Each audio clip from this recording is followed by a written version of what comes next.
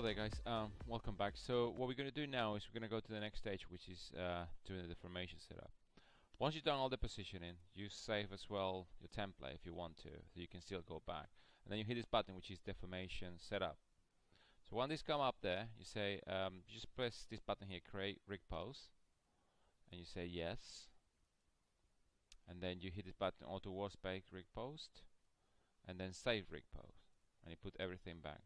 Now this pop up here saying that if you want to mesh the actual proxy, you remember this low res version that comes out that we hit this button to hide it? You want to bind that, then it does it for you, but you don't need that because you got your own skin here, so you don't need any of that. So you say no. And once you do that, you go through some stuff, and then this appear, which is the actual the actual just the joins. So pretty much all the joins that we had before plus the skin. But at the moment we don't have anything bound to. So what we have to do now is bind the skin.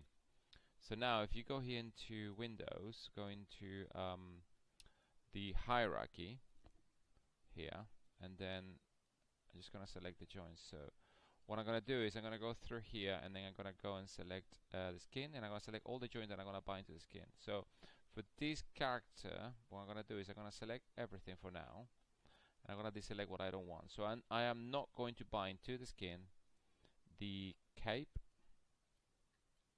left, right, and center. I am not going to bind the eyes because the eyes got his own geometry, so I'll do it separately. So not here. Eye left, eye right. This one goes. Sorry, shift. Yeah. So we go not the eyes, none of the cape, and then we shift select this skin. Go into rigging module here. Go into skin, bind skin. Select the join, closest and distant, classic linear, interactive, maximum 3 influence, bind the skin. Okay, so now we have a skin cluster that controls all the stuff in here. Okay, then again I'm gonna go and bind the cape. So what I do is I'm gonna bind all the cape here, all the cape joints. Okay, plus I'm going to add as well the right clavicle and the left clavicle. Okay, so we're going to use left clavicle, right clavicle, and all the cape to the cape geometry. We talk about this while we're using the clavicle. So when we bind the skin, if the character move the shoulder up, then this stuff doesn't interpenetrate in the skin. So we select this stuff, and then again we go into skin, bind skin, same settings. Make sure that selected joints are, otherwise selects everything to the skin, to the joint, to the actual cape. So bind the skin. Now that's done. You can see now this guy here is controlled by the skin cluster. This guy here is controlled by the skin cluster. So now the last bit is the eyes. So we got the eyes here. Okay, so now for that, obviously we're just gonna select the eyes. This is one way to do it, guys. You can do the whole thing all together if you want. You bind the skin all together in one single piece of geometry. That's fine. What to do is just select that only these guys are gonna be influencing the eyes. So eye left, eye right, yeah, and then we control select here the eyes, go into skin, bind skin. So now this guy again, go another skin there.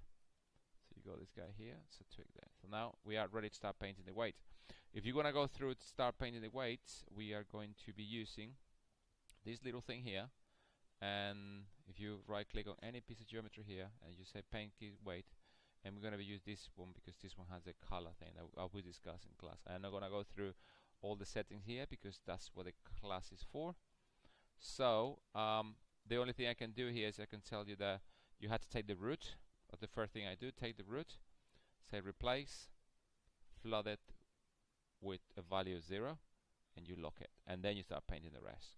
Again, we explain how everything works in terms of adding, deleting, and making sure that everything is mirrored to the other side. This tool here, what we normally use is for using the ROM, the range of motion. So you can select all these three, say solver 1, generate. So you can now have this for you to test the character, so the character looks, you know, if it's all okay. So I'm just gonna do that. Just right click here, clear all range of motion, so it's all gone. So once you do that, you can just go through every single one of these, and you can export your skin weight. So later on you can save it and bring it back. I already exported this weight from before, and that's what I'm gonna do now. So I'm gonna go here, select the eyes, for example. I'm gonna say import skin weight, and I'm gonna look here for the eyes. I got this one, which is the latest version, so it does it for me. It's all done. Again, I'm gonna go and select the skin. I'm gonna import the skin, which is the body here. All there. It's coming up.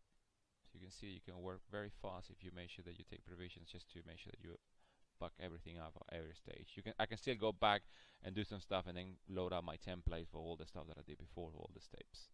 So now that you have that, you just go here go into the cape, and then again, so because I exported this already before, all you have to do now is come here and then go and import those weights that you already exported. So here, cape, you say open, or load it all up. Now we have all the weights imported into the character. So now if you want to test it again, what to do is just go here into we're going to select the skin, load it up into the UI here, right click here, and then pick out the spine if you want, solve as one, range of motion, and then you can test it now. You see a really nice skin weights there. And the same go with you can select any of these joints and then create a range of motion, and then that will help you paint the weights. So that's all there. So once you do that, then you are ready to go to the next stage, which is the build control rig, and that's what we're going to do in the next video. So thank you very much, guys. I'll see you then. Bye bye.